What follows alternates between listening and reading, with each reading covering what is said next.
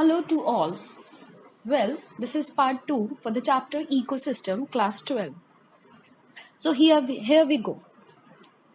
First of all, we will discuss about energy flow. Energy flow is the key function of ecosystem. The storage and expenditure of energy in ecosystem is based on two basic laws of thermodynamics. बेटा आपने class 10 में भी पढ़ा हुआ है ये. What were those two laws? Energy is neither be created nor be destroyed, and law of entropy. Remember that the food energy from one to another organism leads to loss of some energy. So both thermodynamics law is applicable in energy flow.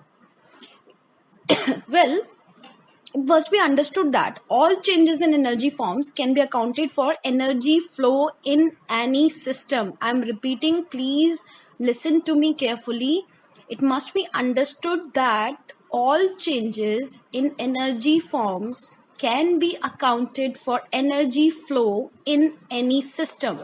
जो भी energy का change हो रहा है वो एक important है, ध्यान रखिएगा एनर्जी फ्लो को समझने के लिए, एक्सप्लेन करने के लिए.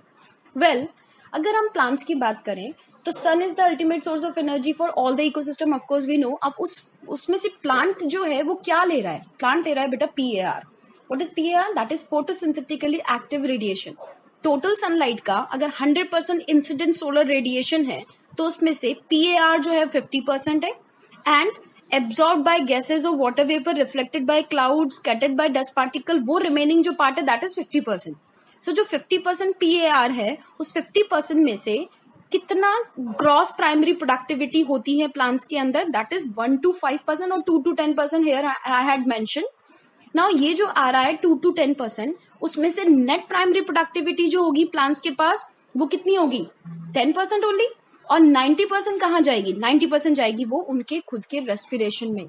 यहाँ वर्ड आता है रेस्पिरेशन. उस रेस्पिरेशन का मतलब क्या है कि जितनी भी फिजियोलॉजिकल एक्टिविटी किसी भी ट्रॉफिक लेवल में होती है वो उसमें कुछ ना कुछ फॉर्म में, वो जो फिजियोलॉजी के काम में आ रही है उसके बाद कुछ ना कुछ फॉर्म जो है एनर्जी का वो लॉस्ट हो रहा है in form of heat.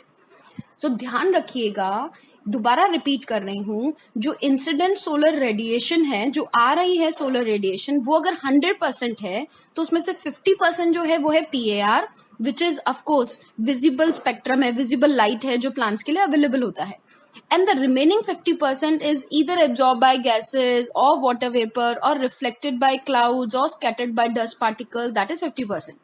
Now जो PAR है 50%, उसमें से प्लांट्स कैप्चर कर रहे हैं 2 to 10%.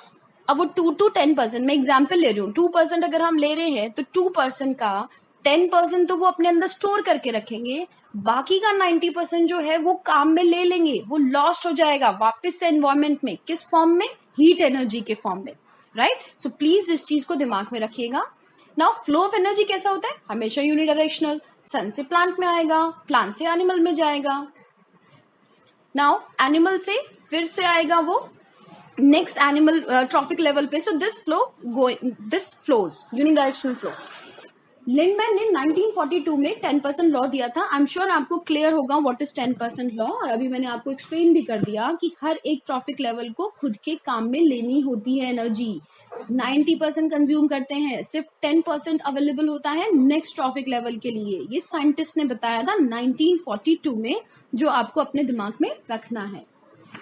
ना इकोलॉजिकल पिरामिड होता क्या है? इकोलॉजिकल पिरामिड एक ग्राफिकल रिप्रेजेंटेशन होता है किस चीज का? रिलेशनशिप का. किसमें? डिफरेंट ऑर्गेनिज्म जो इकोसिस्टम में. कितनी सिंपल सी डेफिनेशन है, देखो. An ecological pyramid is a graphical representation of the relationship between different organisms in an ecosystem. Now, each of the bar that make up the pyramid represent different trophic level and their order, which is based on who each whom represent the flow of energy. कितनी beautiful definition दे रखी है. Please try to learn this definition क्योंकि ये पूरा clear कर रहा है what is actually ecological pyramid is. Now, the parameters which we consider then in ecological pyramids are number, biomass and energy. First of all, pyramid was formed by Elton. बच्चा scientist का नाम था ELTON, जिन्होंने सबसे पहले इसको बताया था. सो इसलिए एल्टन ने बताया था, इसलिए हम इसको इकोलॉजिकल पिरामिड को हम एल्टोनियन पिरामिड्स भी कहते हैं। मैं दोबारा से रिपीट कर रही हूँ, सबसे पहले पिरामिड के बारे में बताया था, फॉर्म किया था सो कॉल्ड एल्टन नाम के साइंटिस्ट ने, इसलिए हम इसे एल्टोनियन पिरामिड्स भी कहते हैं। ELTONIAN, Eltonian pyramids. Now as we know there are 3 types of pyramids. Now अगर हम नंबर का बात कर रहे हैं तो यू कैन सी, आपको दे रखा है जैसे प्रोड्यूसर ग्रीन कलर से जो रिप्रेजेंट कर रखा है, उसके बाद आपको दे रखा है जो आपका ये सो कॉल्ड ग्रीनिश का और येलोइश का मिक्सचर है, that is consumer. Then next trophic level again another consumer, secondary consumer we can say. No ये आपको दिख रहा है यहाँ पर, नंबर की बात कर रही हूँ मैं, तो वो नंबर किस पे डिपेंड करता है? नंबर ऑफ इंडिविजुअल्स पे, राइट। अगर हम बात कर रहे हैं बायोमास का, तो बायोमास का भी हमने दिखा रखा है, एनर्जी का वो भी हमने दिखा रखा है, राइट। सबसे पहले मैं पिरामिड ऑफ नंबर की बात करूंगी। In this type of pyramid the number of individual organism in various trophic level is shown, right. अगर हम बात करें कि पिरामिड ज्यादातर क्या होते हैं? अपराइट होते हैं। व्हाट इज अपराइट बेटा? कि जो सबसे पहला ट्रॉफिक लेवल है वो सबसे ज्यादा, फिर दूसरे नंबर पे कम, तीसरे नंबर पे और कम, दैट फॉर्म्स अ पिरामिड। उसको हम क्या बोलेंगे? Upright pyramid. Because number of producers जो होंगे वो हमेशा मैक्सिमम होंगे, and number of herbivores and carnivores decrease होंगे टुवर्ड्स एपेक्स और एट सक्सेसिव ट्रॉफिक लेवल, जैसे कि grassland and aquatic ecosystem, right. So I already shown in this PPT, you can see. लेकिन अगर ट्री इकोसिस्टम की हम बात करें तो pyramid of number is inverted. कैसे? जैसे मैं एक एग्जांपल ले रही हूँ कि एक बड़ा सा ट्री है, उस ट्री पर, ट्री तो एक ही है ना, उस पर नंबर ऑफ इंसेक्ट कितने? बहुत सारे उसमें जो रह रहे हैं, और उन इंसेक्ट को जो खा रहा है वो कौन है? बर्ड्स। उनका नंबर और भी ज्यादा है। या चलो ट्री कम है, बर्ड्स कम है, लेकिन इंसेक्ट का नंबर ज्यादा है, तो ये वाला जो इकोसिस्टम जो होता है उसको हम बोलते हैं इन्वर्टेड। इन शॉर्ट बेटा, अगर first trophic level, base trophic level सबसे बड़ा है, फिर छोटा छोटा छोटा है, तो उसे को बोलेंगे हम अपराइट। और अगर हम इसको उल्टा कर दें कि सबसे जो नीचे वाला है, जो प्रोड्यूसर लेवल है, वो कम है और फिर धीरे धीरे वो बढ़ रहा है, तो उसको हम बोलते हैं इन्वर्टेड। आई एम श्योर आपको समझ में आया होगा ये वाला चीज। So, the number of organism at any trophic level depends upon the availability of organism which are used as food on lower level. So, availability of food is main factor, right? Now, pyramid of biomass. Pyramid of biomass represent the total amount of biomass of each trophic level of ecosystem. Mostly, these pyramids are also upright, that is erect. Example दे रखा है यहाँ पर, जैसे tree ecosystem हो गया, हमारा forest ecosystem हो गया, राइट। और हम इसको मेजर किस में करते हैं? या तो ग्राम पर मीटर स्क्वायर या kilogram per metre square, right. Pyramid of biomass in aquatic ecosystem is inverted. याद रखिएगा ये जो मैं वर्ड बोल रही हूँ, pyramid of biomass in aquatic ecosystem is inverted because in it producers are microorganism and their biomass is very less, right? अब मैं रिपीट कर रही हूँ बच्चा, अगर पिरामिड ऑफ नंबर की आप बात कर रहे हो तो ट्री इकोसिस्टम जो है वो इन्वर्टेड था, और अगर आप बायोमास की बात कर रहे हो तो एक्वेटिक इकोसिस्टम जो होता है वो इन्वर्टेड होता है, उल्टा होता है, ध्यान रखना। अब थर्ड नंबर पे आता है हमारा पिरामिड ऑफ एनर्जी। ये क्या रिप्रेजेंट करता है? The amount of energy at different trophic levels.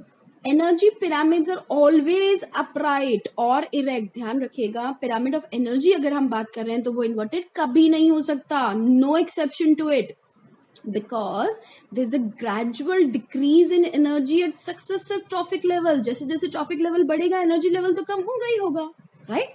So pyramid of energy is always upright, never inverted. Reason देंगे आप, because there is a gradual decrease in energy at successive trophic level. क्यों? आप इसका एक इसी में आप आगे मेंशन क्या करेंगे कि according to 10% law of Lindemann, 90% part of the obtained energy of each organism is utilized in their various metabolic activities and heat. And only 10% energy is transferred to the next trophic level. That's why pyramid of energy is always upright. Now, ये कुछ limitation दे रखा है ecological pyramid का. It does not take into account the same species belonging to two or more trophic level. जैसे अगर हम एक example ले रहे हैं कि वो है ग्रास हॉपर ले रही हूँ मैं, ग्रास हॉपर सपोज ग्रास भी खा रहा है लेकिन छोटे इंसेक्ट भी खा रहा है, एक एग्जाम्पल लिया बेटा, तो वो तो 2 ट्रॉफिक लेवल पे आ रहा है ना, तो वो कहाँ है, वो तो हम पिरामिड में नहीं मेंशन कर रहे हैं। Number 2, it assumes a simple food chain where is in nature it does not exist. हमें मालूम है सिंपल फूड चेन तो एग्जिस्ट करती ही नहीं है ना, क्योंकि ज्यादातर पॉलीफेगस होते हैं, एक ट्रॉफिक लेवल सिर्फ दूसरे ट्रॉफिक लेवल पर डिपेंडेंट है, ये ऐसा नहीं होता, फूड वेब एग्जिस्ट करता है, राइट। नंबर 3, कहाँ है इसमें decomposers, no place, right. So these are the limitation जो आपको याद रखना है और क्वेश्चन भी आता है। नाउ ये मैंने अभी आपको जो एग्जांपल्स दिए थे वो देखो, ट्री इकोसिस्टम का दे रखा है, पैरासिटिक फूड चेन का दे रखा है बी वाला, और ए वाला पॉन्ड इकोसिस्टम का। तो आपको तीनों पिक्चर क्लियर हो गई है कि व्हाट इज अपराइट जो मैं अभी आपको बता रही थी, व्हाट इज इनवर्टेड जो मैं आपको बता रही थी उल्टा, and what is spindle shape जिसमें क्या हो रहा है, प्रोड्यूसर्स कम है, टॉप कार्निवोर्स कम है, लेकिन हर्बिवोर्स एंड कार्निवोर्स ज्यादा है, तो इसको हम क्या बोलते हैं, स्पिंडल शेप। सो 3 तरह का इकोलॉजिकल पिरामिड हो गया, लेकिन पिरामिड ऑफ एनर्जी हमेशा अपराइट होगा, पिरामिड ऑफ बायोमास चेंज हो सकता है, pyramid of this number change हो सकता है, but not energy. Now important topic is ecological succession. Now what is ecological succession is, पहले मैं एक सिंपल से आपको लैंग्वेज में समझाना चाहूंगी। कोई एक बैरन एरिया है जहां पर कोई वेजिटेशन नहीं है, राइट। अब उस बैरन एरिया पे सिर्फ स्टोन्स हैं, छोटा मोटा सॉइल है, अब वहां ग्रो करता है लाइकेन, राइट। अब लाइकेन में होता है association of fungi and algae. Fungi में हाइफे प्रेजेंट होते हैं जो रॉकी एरिया के अंदर जाकर सॉइल का फॉर्मेशन करते हैं और जिसपे फाइनली एल्गी ग्रो करती है। अब एल्गी ग्रो कर रही है तो वो लाइट एनर्जी को यूज कर रही है, ऑर्गेनिक सब्सटेंस बना रही है, वो ऑर्गेनिक सब्सटेंस इनऑर्गेनिक में भी कन्वर्ट हो रहा है, तो इन शॉर्ट वहां धीरे धीरे सॉइल का फॉर्मेशन स्टार्ट हो जाएगा।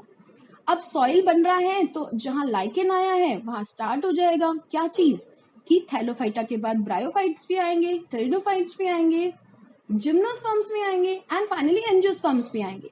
तो धीरे धीरे क्या हुआ, इतना ड्रास्टिक चेंज हो गया, सक्सेशन हो गया, right.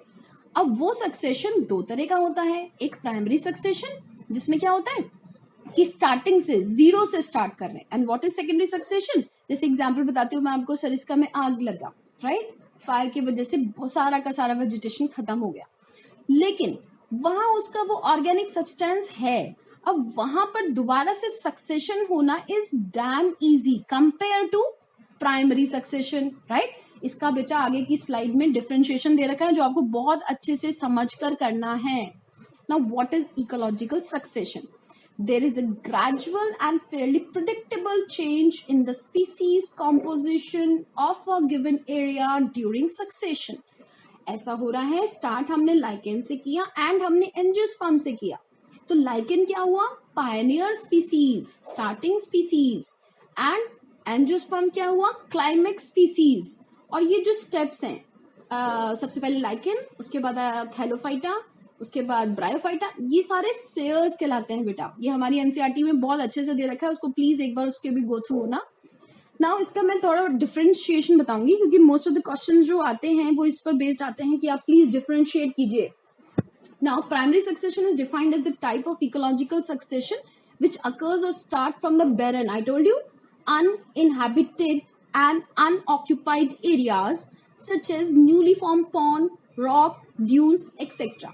But such kind of succession which occurs in the area where there was no existence of life but got abandoned due to natural disturbances like deforestation, natural calamities, the field with no vegetation is secondary succession, जो भी मैंने आपको बताया, right? Now, primary succession occurs in the lifeless or barren area, while secondary succession occurs in an area which has recently got deprived of life and was previously inhabited. Number 3, time taken for the completion of the process in primary succession is more than thousands of years लग जाते हैं बेटा, secondary succession में 200, बहुत कम हुआ. Now, there is absence of soil and humus at the starting of the process in primary succession, right? होगा ना soil and humus, मतलब sorry, primary succession में नहीं होगा, and the condition is not suitable for sustaining life, but in secondary succession soil and humus are present. Now intermediary cereal, मैं अभी आपको बता रही थी कि pioneer species होता है और climax species होता है. और intermediate serials and pioneer community, intermediate मतलब बीच में जो आ रहा है, are present in number in primary succession, whereas the presence of intermediary serial community few in numbers and pioneer community gets developed from the migrants and the previous occupants, right? याद रखिएगा ये. Now in the beginning the environment is unfavorable for the growth in primary succession, but in case of secondary succession the environment is favorable since the beginning of development. वहां पहले ही हो चुका है development, इसलिए थोड़ा सा इजी हो जाता है. ये मैंने यहाँ पर डिफरेंशिएशन के फॉर्म में दिए हुए हैं जो मैंने अभी आपको एक्सप्लेन किए हैं, तो प्लीज एक बार आप इसको गो थ्रू होइएगा. आई एम श्योर आपको समझ में आ जाएगा जहां पर भी है, और ये as it is please note down कर लीजिएगा अपनी नोटबुक में, क्योंकि ये बहुत अच्छे से दे रखा है डिफरेंशिएशन और इस पर बेस्ड क्वेश्चन आते हैं. Okay, now during succession like there are two type of succession, जैसे हमने प्राइमरी और सेकेंडरी पढ़ा, लेकिन अगर हम बात कर रहे हैं कि सक्सेशन प्लांट्स में जो होता है वो वापस से दो कैटेगरीज में डिवाइड होता है. एक होता है बेटा हाइड्रिक, एक होता है हमारा जिराक.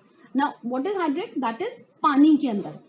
तो जो पायनियर स्पीसीज होती है, जो स्टार्टिंग स्पीसीज होती है, वो होती है फाइटोप्लैंक्टन्स. आपकी एनसीईआरटी में डायग्राम दे रखा है, प्लीज देखिए, उससे बहुत क्लियर होगा आपको. फाइटोप्लैंक्टन्स के बाद आता है सबमर्ज प्लांट स्टेज, उसके बाद आता है हमारा submerge free floating plant stage, उसके बाद आता है हमारा रीड स्वैम्प स्टेज, फिर आता है मार्श मिडो स्टेज, फिर scrub stage and then forest. तो फाइटोप्लैंक्टन्स पायनियर हो गया, फॉरेस्ट हमारा क्लाइमेक्स हो गया, बीच वाला क्या बच गया? Cereal communities. तो ये तो आपने बता रखा है पानी के अंदर. अगर हम लैंड की बात करें तो सबसे पहले पायनियर स्पीसीज कौन है? लाइकेंस. देन कौन आता है? ब्रायोफाइट्स. देन कौन आता है? Herbaceous plants. देन आते हैं shrubs and then finally trees. तो फॉरेस्ट क्या हुआ? ट्रीज क्या हुआ? That is climax. And lichen क्या हुआ? That is pioneer. और बीच वाली जो स्टेजेस है उन्हें हम क्या बोलेंगे? Cereal communities, right? So I am sure आपको ये दोनों पिक्चर्स क्लियर हो रही होंगी. ना दोनों में डिफरेंस करते हैं. Hydric succession takes place in watery areas, where xeric succession takes place in dry areas, land पे होता है. जिराफ मतलब ही होता है. Hydric succession takes place in series from hydric to mesic. What is mesic condition? अभी मैं इसके बारे में थोड़ा सा आपको बताऊंगी. Whereas Zirac succession takes place from xeric to mesic. देखो बच्चा ध्यान से देखो एक बार क्या लिखा हुआ है, hydric to mesic, और वो भी तो दोनों सक्सेशन में एक स्टेज कॉमन है. What that stage is? Mesic condition, right? Now आगे बढ़ते हैं. Hydric succession starts from phytoplanktons, whereas Zirac starts from bare rocks. ये भी आपको याद रखना है. So these are the difference. Now similarities भी तो होंगी ना, differences तो हैं. Both hydric and Zirac succession lead to medium water condition and wet condition, which is called mesic condition. चाहे वो आपका पानी में हो बेटा या आपका लैंड पे हो, लेकिन दोनों में एक कॉमन चीज होती है, एंड दैट कॉमन चीज इज mesic condition. होता क्या है मेसिक कंडीशन? जिसमें मीडियम वाटर कंडीशन होता है, वेट कंडीशन होता है. जैसे हम बोलते हैं मार्शी एरियाज जो होते हैं हमारे, वो जो होते हैं उनको हम क्या बोलते हैं? मेसिक कंडीशन. तो ये क्वेश्चन आ चुका है कि दोनों को एक्सप्लेन कीजिए अलग अलग, उसको डायग्रामेटिकली रिप्रेजेंट कीजिए, साथ साथ में ये बताइए कि दोनों में डिफरेंस क्या है और दोनों में सिमिलैरिटीज क्या है. तो आपको ये वाला पेज जो होगा वो इस चीज में हेल्पफुल होगा, how to write answer, right? Now, last topic of this chapter is biogeochemical cycle. अच्छा, वर्ड्स को हम स्प्लिट करते हैं. बायो मतलब लिविंग, जियो मतलब rock, soil, air, water, right? Chemical मतलब मटेरियल और न्यूट्रिएंट. कोई भी मटेरियल हो सकता है, कोई भी न्यूट्रिएंट हो सकता है. That is biogeochemical cycle. Now, the mineral elements taken up from the environment, soil, as well as air by the green plants, the producers, are again returned to the environment through consumers and decomposers is cycle. समझ में आया क्या? मैंने क्या बोला? The mineral element taken up from the environment by plants and again returned to the environment through consumers and decomposers is complete cycle. Now, बच्चा types of cycle की बात करें जो इकोसिस्टम में एग्जिस्ट करती है, वो है gaseous and sedimentary. Gaseous cycle में कौन कौन सा आ जाता है हमारा? Carbon, hydrogen, nitrogen, oxygen. और इसका रिजर्वॉयर ज्यादातर कौन होता है? एटमोस्फेयर. ठीक है. नाउ मतलब अगर इसकी CH इनकी बात करें हम तो एटमोस्फेयर है, और वाटर की बात करें, वाटर तो hydrosphere, right. Now sedimentary cycle में कौन आता है? That is phosphorus sulphur cycle. That is reservoir कौन है इसका? That is lithosphere, earth crust जो होती है वो उसका रिजर्वॉयर है। But in these cycles, the bulk material remains in the inactive reservoir on earth crust like sediments of sea or water bodies. Now, nutrient cycles can be conveniently considered under the following three aspects. As I can tell you तीन aspects होते हैं बेटा। एक input of nutrients, एक output of nutrients. What is input of nutrient? कि क्या चीज ecosystem receive कर रहा है, nutrients क्या आ रहे हैं और फिर वापस से क्या जा रहे हैं, right? So these are the two important. And the third one, इनके बीच में कैसे balance बन रहा है, that is third part I can say. Now 70% ये कार्बन की अपने इसमें कार्बन साइकिल दे रखा है बेटा और एक फॉस्फोरस साइकिल दे रखा है। तो अपन पहले कार्बन साइकिल का बात कर रहे हैं। तो कार्बन साइकिल में 71% of carbon is found dissolved in ocean, याद रखिएगा प्लीज, ओशन से मिलता है, right. And 4 × 10⁻³ kg of carbon is fixed by photosynthetically active enzyme plants. And fossil fuels में भी होता है, रिजर्वॉयर होता है कार्बन का, right. Now you can see this, and in our book also it is given. If you want to see तो you can go through, देख लीजिएगा इस चीज को। इसमें अगर कहीं समझ में नहीं आता फिर भी मैं आपको बता देती हूँ। The main source of carbon is atmosphere and in hydrosphere it is rock of carbonate. ये भी हो सकता है, मतलब एटमोस्फेयर ही नहीं है, हाइड्रोस्फेयर में भी अगर हम बात करें तो रॉक्स ऑफ कार्बोनेट जो है। Carbon present in lithosphere in the form of coal and petroleum. The carbon released from them is present in the atmosphere in the form of carbon dioxide. The green autotroph utilize CO2 from the air to synthesize food materials, which is obtained by other organisms as food. The carnivores obtain their organic food from herbivores. These carbonic matter produce CO2 through the oxidation or respiration, which dissolve in air and water and again utilized by the plant. ये आपने छोटी classes में भी बेटा पढ़ा हुआ है, तो आई एम श्योर आपको ये समझ में आ जाएगा। Now phosphorus का अगर हम बात करें तो is a main constituent of protoplasm, plasma membrane, bones and teeth, right? And its main source is rocks. And plant absorb phosphate from the soil in the form of, ये word याद रख लीजिएगा please, that is orthosphosphate, right? Now phosphorus is the main constituent of protoplasm, ये मैंने अभी आपको बताया था। Now sometimes some of the elements like phosphorus and calcium reach into the sea through water, from where they transform into rocks. They separate from the cycle for long time, so it is also known as sedimentary cycle. मैं repeat कर रही हूँ कि कुछ elements ऐसे होते हैं जैसे phosphorus और calcium, वो sea level पे जाते हैं through water and वो finally transform हो जाते हैं rocks में, एंड वो उससे हट गए, पानी से वो हट गए और उन्होंने क्या बना लिया, सेडिमेंट्री साइकिल में चले गए वो।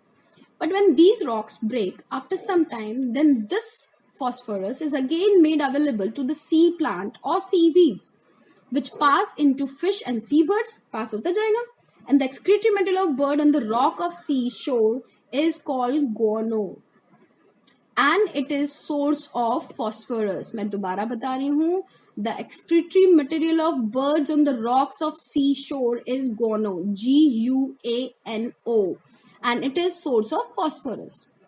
Now phosphorus cycle different from other cycle, कैसे कार्बन साइकिल से अलग कैसे है कि in atmospheric input of phosphorus through rainfall is much smaller and gaseous exchange of phosphorus between organism and environment is negligible, which is मतलब these two characters are considerable in carbon cycle. तो आपको ये याद रखना है phosphorus cycle जो है वो किस तरीके से कार्बन साइकिल से अलग है, क्योंकि in atmospheric input of phosphorus through rainfall is much smaller and gaseous exchange of phosphorus between organism and environment is absolutely negligible. So these are the two cycles which is under this chapter, that is ecosystem. ना कुछ point दे रखे हैं, what is ecosystem services. हमने बोला कि अगर ऐसा हो जाए कि हम चीजों को कंसिडर नहीं कर रहे हैं और उन सब पे अगर प्राइस टैग लग जाए, सपोज जितना ऑक्सीजन अपन ले रहे हैं, सोचो अपन कितना ऑक्सीजन ले रहे हैं और ऑक्सीजन सिलेंडर कितने का आता है, तो उसके हिसाब से आपके ऊपर टैक्स लगे, या आप पानी कितना पी रहे हो, राइट। ये छोटी सी चीजें बता रही हूँ बेटा। The product of ecosystem processes are called ecosystem services. The value of service of biodiversity is difficult to determine, but Robert Konzane et al. I mean, in बहुत सारे scientists थे बेटा इन्होंने काम किया था, have tried to put price tags on nature's life support services. Following out the ecosystem services from the forest, हमको ये सब मिलता है ना, ऑक्सीजन मिलता है, सॉइल मिलता है, हैबिटेट मिलता है, बायोडाइवर्सिटी मिलता है, साइक्लिंग ऑफ न्यूट्रिएंट्स होता है, and still we are cutting forest and trees like anything. और ऑफ कोर्स उसका इफेक्ट हमें देखने को मिल रहा है और आगे भी मिलेगा. सो इकोसिस्टम को अगर हम स्टडी कर रहे हैं और एनिमल्स और प्लांट्स को हम प्यार करते हैं, being bio students, this is our responsibility to take care of different flora and fauna for ourselves and for the future generation जो अपन छोटी क्लास से पढ़ते आ रहे हैं, right? So this is all about this chapter. Thank you so much. Now we will take another chapter in the next video. Thank you so much.